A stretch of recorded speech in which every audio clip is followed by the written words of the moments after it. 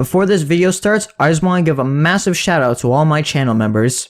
If you want to receive a shout out, then become a channel member today and you'll be shown on screen like all these other channel members here. Anyways, enjoy the video.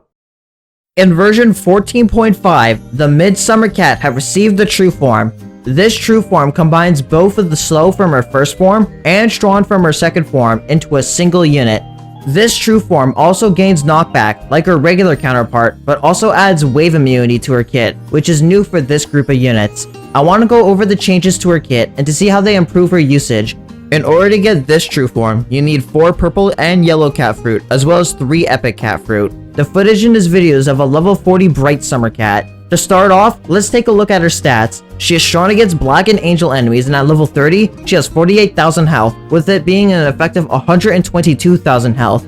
She deals 38,000 damage, making an effective 69,000 damage, with 4.1k general DPS, or 7.4k effective DPS. She also sports a 100% chance to knock back her targets, with a 100% chance to slow for 5.6 seconds, and has wave immunity. While generally for most Dark Hero units and their variants, they all have a different set of abilities that don't affect their stats, unless they drop an ability that gives them extra damage for raw damage, or hyper-focuses it into a specific niche. However, Brightsummer Cat is one of the few variants whose true form overshadows both of her previous forms directly. She takes slow from the first form and strong from the second form and combines them both for true form on top of her newly added knockback and wave immunity.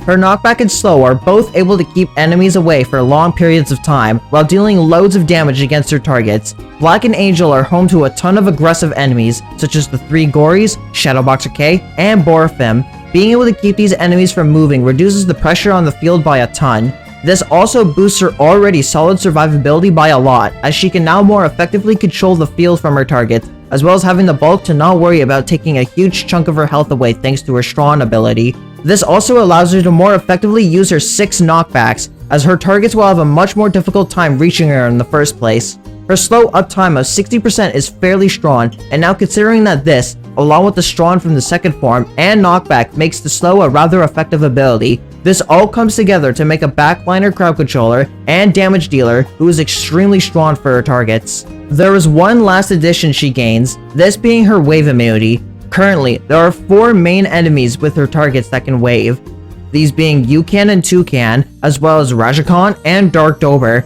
Considering the Toucan brothers are generally sluggish, but hit hard with their waves, especially in the case of Yukan, being able to regain lost ground from them is extremely helpful. Dark Dober is also a fairly solid target for her.